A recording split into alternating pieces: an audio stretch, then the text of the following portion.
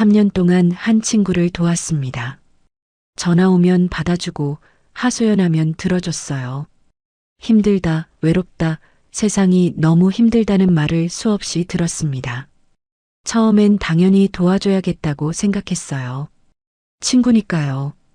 그런데 어느 날 남편이 물었습니다. 요즘 왜 그래? 무슨 일 있어? 그제야 알았어요. 도와주는 게 아니라 제가 같이 무너지고 있었다는 걸요. 하버드 대학교 연구팀이 5천 명을 20년 동안 추적한 결과가 있습니다. 불행한 사람 주변 1m 이내에 있으면 당신의 우울감이 평균 15% 증가합니다.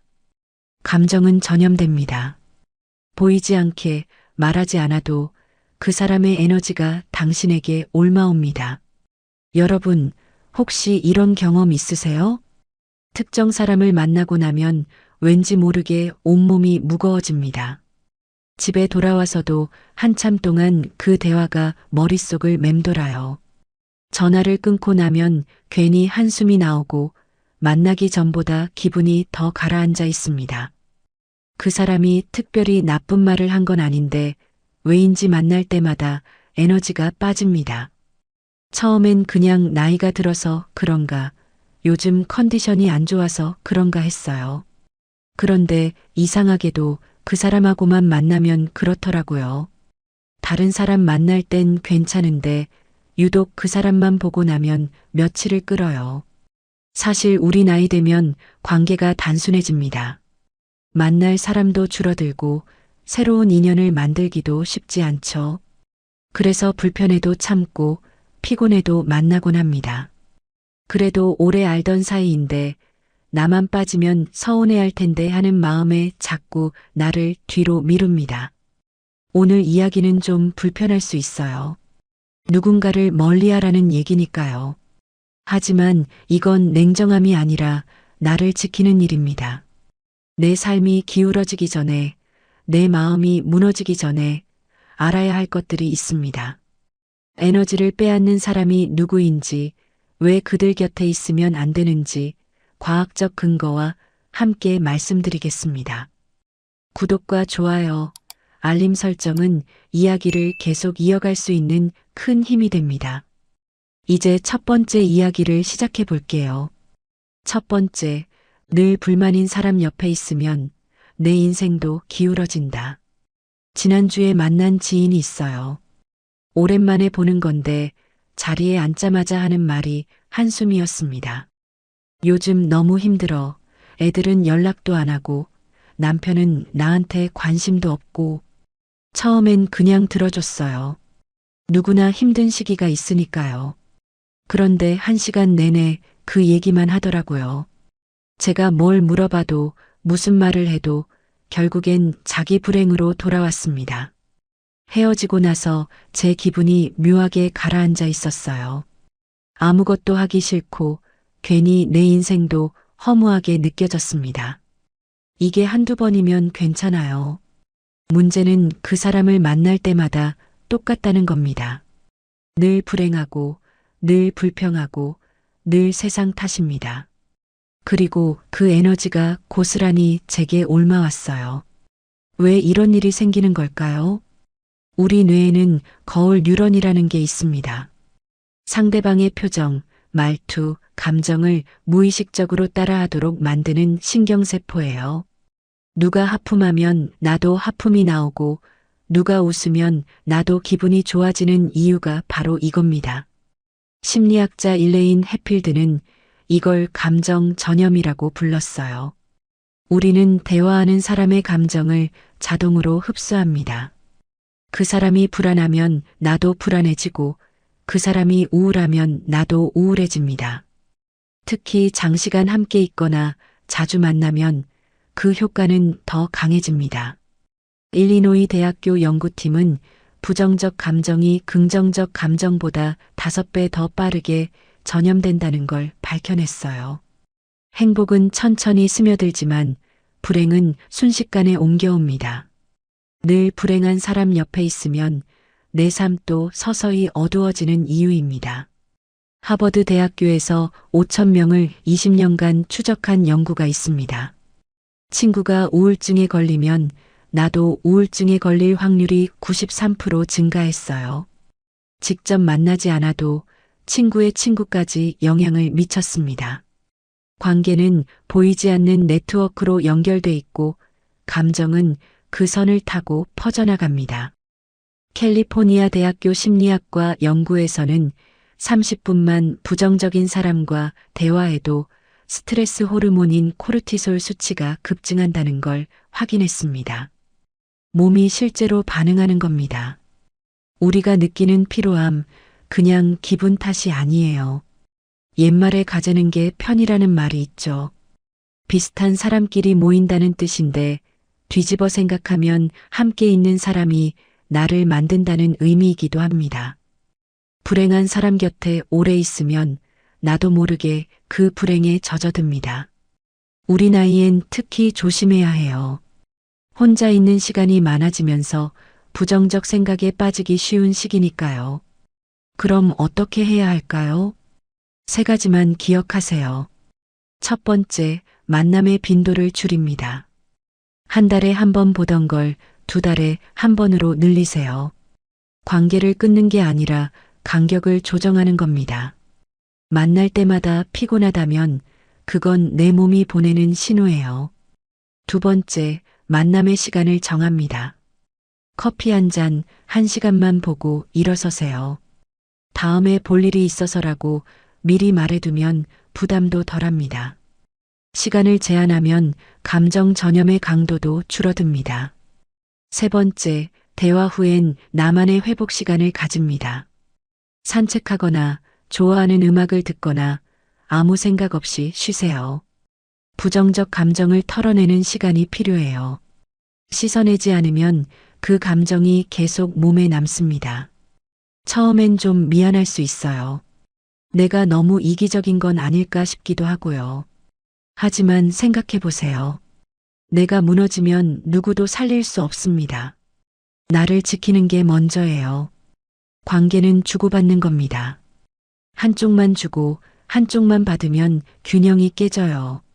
늘 불행만 토로하는 사람은 받기만 할 뿐 주지 않습니다. 그 관계 속에서 내 에너지는 계속 빠져나갑니다. 늘 불행한 사람 옆에 있으면 내 인생도 기울어집니다. 감정은 전염되고 그 전염은 눈에 보이지 않게 천천히 진행됩니다. 거리를 두는 건 냉정함이 아니라 자기 보호예요. 내가 먼저 단단해야 합니다. 그런데 불행만 말하는 사람보다 더 조심해야 할 유형이 있어요. 겉으로는 힘든 척하지만 사실은 모든 걸 남 탓으로 돌리는 사람들입니다. 두 번째 이야기로 넘어가 볼게요. 두 번째, 항상 피해자처럼 말하는 사람, 조용히 멀어지세요. 어떤 사람들은 끝이 없는 우물 같아요. 아무리 채워줘도 아무리 들어줘도 계속 비어 있습니다. 더 달라고 손을 내밀고 채워주면 또 비었다고 합니다. 제 친구 중에 그런 사람이 있었어요. 만날 때마다 누군가 때문에 힘들다는 얘기만 했습니다. 남편 탓, 자식 탓, 친구 탓. 세상 모든 게 자기를 힘들게 한다고 했어요. 그럼 제가 물었죠. 그럼 어떻게 할 거야? 대답은 항상 똑같았습니다. 그래도 어떻게 해? 나야 참아야지. 들어줄 땐 고맙다고 하지만 바뀌는 건 없었어요. 다음에 만나면 똑같은 얘기, 똑같은 불평, 똑같은 한숨이 반복됐습니다.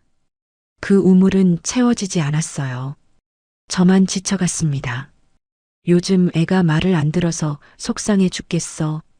시키는 대로 하지도 않고 맨날 방에만 틀어박혀 있어. 응, 그럴 수 있지. 그럼 대화를 해보면 어떨까? 대화가 되나? 말해봤자 듣지도 않는데. 내가 뭘 잘못했길래 이렇게 키웠나 싶어. 그럼 전문가한테 상담을 받아보시는 건 어때? 그런 거 해봤자 소용없어. 다 소용없어. 나만 힘든 거야. 대화가 끝나면 저는 늘 허공에 말을 던진 기분이었습니다. 뭘 해도 소용없다는 사람한테 뭘 더 해줄 수 있을까요? 그 사람은 해결을 원하는 게 아니었어요. 그냥 자기가 피해자라는 걸 확인받고 싶었던 겁니다. 심리학에서는 이걸 학습된 무기력이라고 부릅니다. 펜실베이니아 대학교 마틴 셀리그만 교수가 연구한 개념인데요.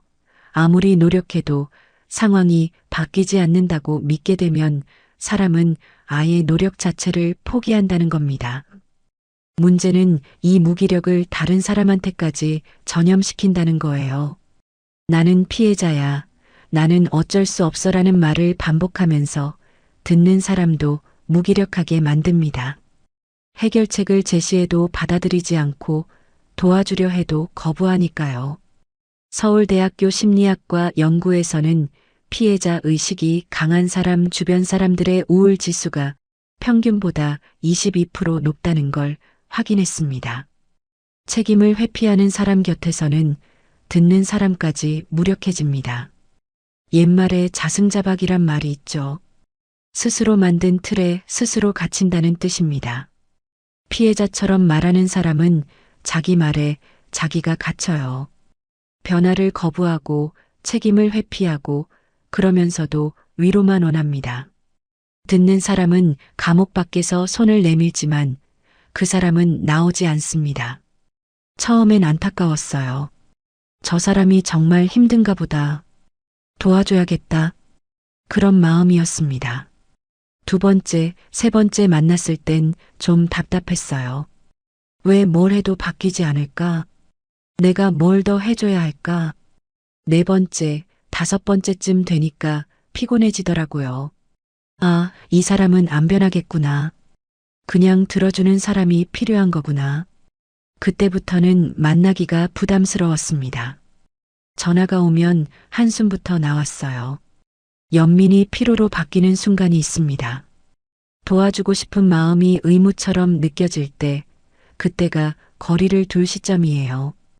피해자처럼 말하는 사람은 바뀌지 않습니다. 왜냐하면 바뀔 생각이 없으니까요.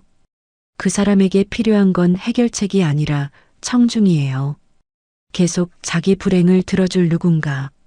그 역할을 당신이 계속 맡을 필요는 없습니다. 조용히 멀어지세요.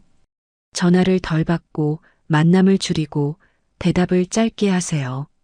냉정해 보일 수 있지만 당신의 에너지도 소중합니다. 끝없는 우물을 채우려다 당신까지 빠질 순 없어요. 그런데 이것보다 더 무섭고 교묘한 유형이 있습니다. 겉으로는 웃지만 당신의 행복을 불편해하는 사람들입니다. 세 번째 이야기로 넘어가 볼게요. 세 번째, 남의 행복이 불편한 사람, 그 근처에 있지 마세요. 며칠 전에 좋은 일이 하나 생겼어요. 손주가 상을 받았다는 소식이었습니다. 기뻐서 한 지인한테 전화를 했죠. 손주가 이번에 상을 받았어. 얼마나 기특한지 몰라. 그런데 이상했어요. 축하한다는 말은 했는데 목소리가 밝지 않았습니다. 아, 그래. 축하해. 그러고는 바로 화제를 돌리더라고요. 근데 요즘 애들 다 그렇게 상 많이 받잖아. 좋은 일 얘기했는데 기분이 묘하게 가라앉았습니다. 이게 한두 번이면 그러려니 해요. 그런데 매번 그래요. 제가 좋은 얘기를 하면 그 사람은 꼭 찬물을 끼얹습니다. 그래봤자 별거 아니야. 다들 그렇게 살아. 그게 뭐 대수야. 축하보다는 평가, 기쁨보다는 비교가 먼저 나왔습니다. 왜 이럴까요? 나쁜 사람이어서? 아니에요. 시기심 때문입니다. 독일 막스 플랑크 연구소에서 뇌 영상 실험을 했어요. 타인의 성공 소식을 들을 때 뇌의 어느 부위가 활성화되는지 봤더니 놀랍게도 통증을 느끼는 영역이 반응했습니다. 남의 행복이 실제로 아픈 겁니다.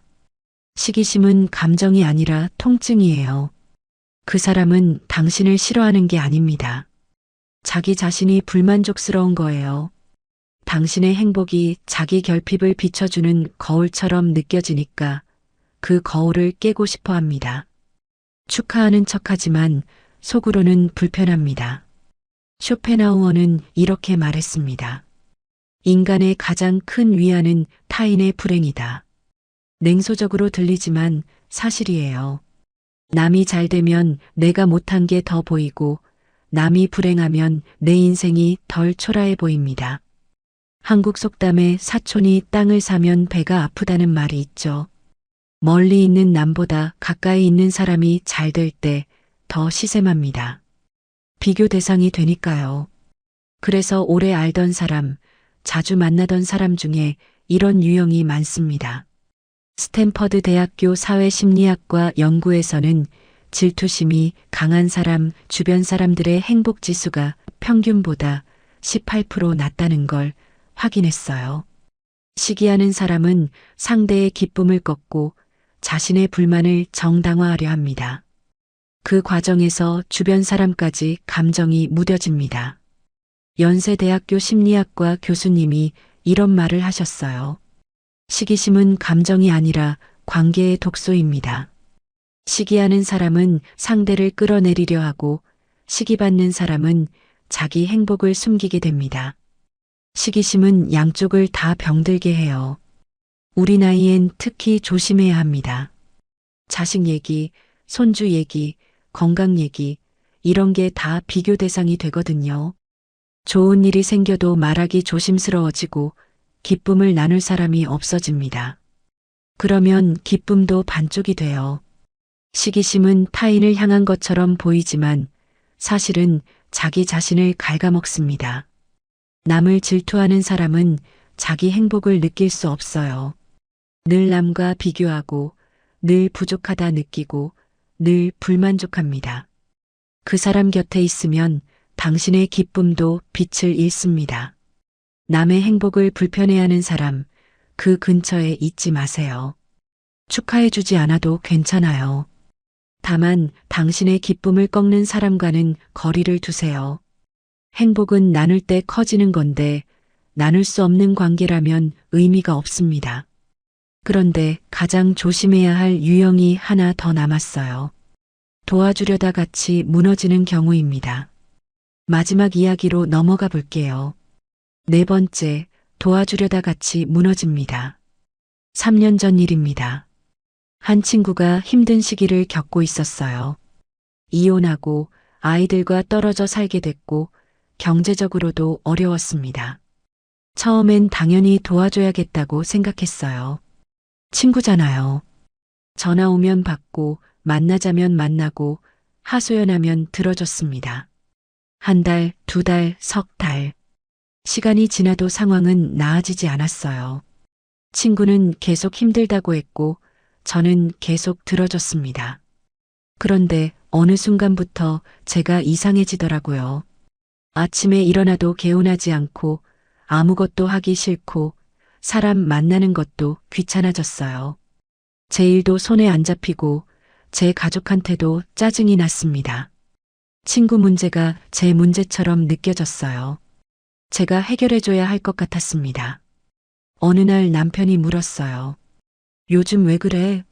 무슨 일 있어? 그제야 알았습니다. 친구를 도우려다 제가 무너지고 있었어요. 심리학에서는 이걸 감정 구원자 콤플렉스라고 부릅니다. 누군가를 구해야 한다는 강박, 내가 도와주지 않으면 그 사람이 더 힘들어질 거라는 죄책감. 이게 쌓이면 내 감정은 뒷전이 되고 상대의 문제가 내 삶을 잠식합니다. 서울대학교병원 정신건강의학과 연구에 따르면 타인의 고통을 과도하게 공감하는 사람은 번아웃에 걸릴 확률이 일반인보다 3배 높다고 합니다. 공감은 좋은 거지만 과하면 독이에요.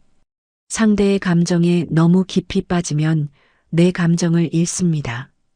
캐나다 토론토 대학교 연구팀이 밝혀낸 바에 따르면 만성적으로 힘든 사람을 6개월 이상 돕는 사람의 코르티솔 수치가 환자 수준까지 올라간다고 해요. 몸이 실제로 스트레스를 받는 겁니다. 도와주는 게 아니라 같이 앓는 거예요. 옛말에 제 코가 석 자라는 말이 있죠. 내 문제도 벅찬데 남의 문제까지 짊어질 수는 없다는 뜻입니다. 도움에도 경계가 필요해요. 어디까지 도와줄 수 있는지, 어디서 멈춰야 하는지를 알아야 합니다. 우리 나이엔 이게 더 어려워요. 그래도 오래 알던 사이인데 나밖에 없는데 하는 마음이 크니까요. 하지만 생각해 보세요. 내가 무너지면 아무도 못 돕습니다. 나를 지키는 게 먼저예요. 3가지만 기억하세요. 첫 번째, 경청과 해결은 다릅니다. 들어주되 해결해 주려 하지 마세요. 그랬구나, 많이 힘들었겠다 하고 공감은 해주되 내가 뭘 해줄까, 이렇게 해봐라는 말은 하지 마세요. 상대는 해결을 원하는 게 아니라 들어주기를 원할 때가 많아요. 두 번째, 시간을 정합니다. 오늘은 1시간만 통화할게. 이번 주는 좀 바빠서 다음 주에 보자. 이렇게 경계를 분명히 하세요. 24시간 붙잡혀 있을 순 없습니다. 세 번째, 전문가를 권유하세요. 나는 친구로서 들어줄 순 있지만 전문적인 도움은 상담사가 더 나을 것 같아. 이건 책임 회피가 아니라 현명한 조언이에요. 친구가 할 수 있는 일과 전문가가 해야 할 일은 다릅니다. 그 친구와 거리를 두고 나서 저는 한동안 죄책감이 들었어요. 내가 너무 이기적인 건 아닐까? 친구가 더 힘들어하진 않을까? 그런데 시간이 지나니까 알겠더라고요. 제가 무너져 있을 땐 친구한테도 도움이 안 됐다는 걸요. 지금은 가끔 연락하고 가벼운 안부만 묻습니다. 친구도 스스로 해결해 나가고 있어요. 제가 다 떠안고 있을 땐 친구도 의존했는데 거리를 두니까 스스로 서는 법을 배우더라고요. 도와주는 건 좋습니다. 하지만 같이 무너지는 건 누구한테도 도움이 안 돼요. 내가 단단해야 누군가를 잡아줄 수 있습니다. 그 사람을 외면한 게 아니라 내 마음을 살린 겁니다. 관계 속에서 나를 지키는 건 이기심이 아니라 생존입니다. 에너지를 빼앗는 사람, 나를 무너뜨리는 사람, 그 사람들과는 조용히 거리를 두세요. 당신의 삶은 당신이 지켜야 합니다. 오늘 이야기가 좀 불편하셨을 수도 있어요.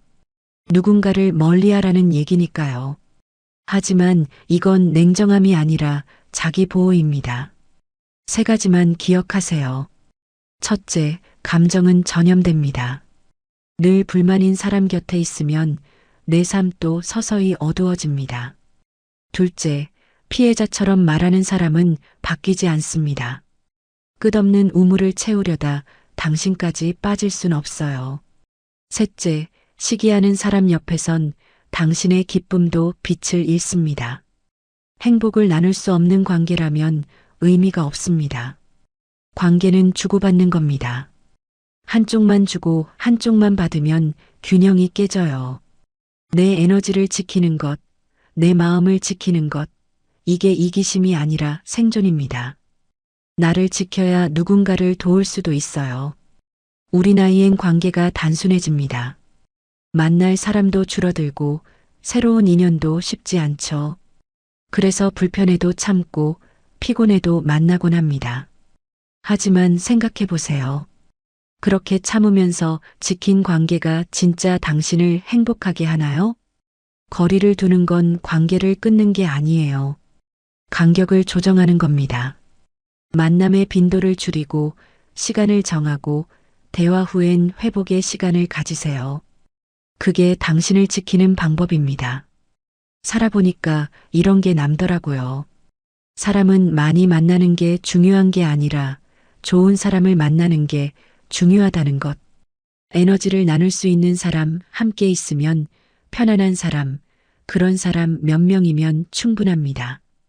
에너지를 빼앗는 사람들과는 조용히 멀어지세요.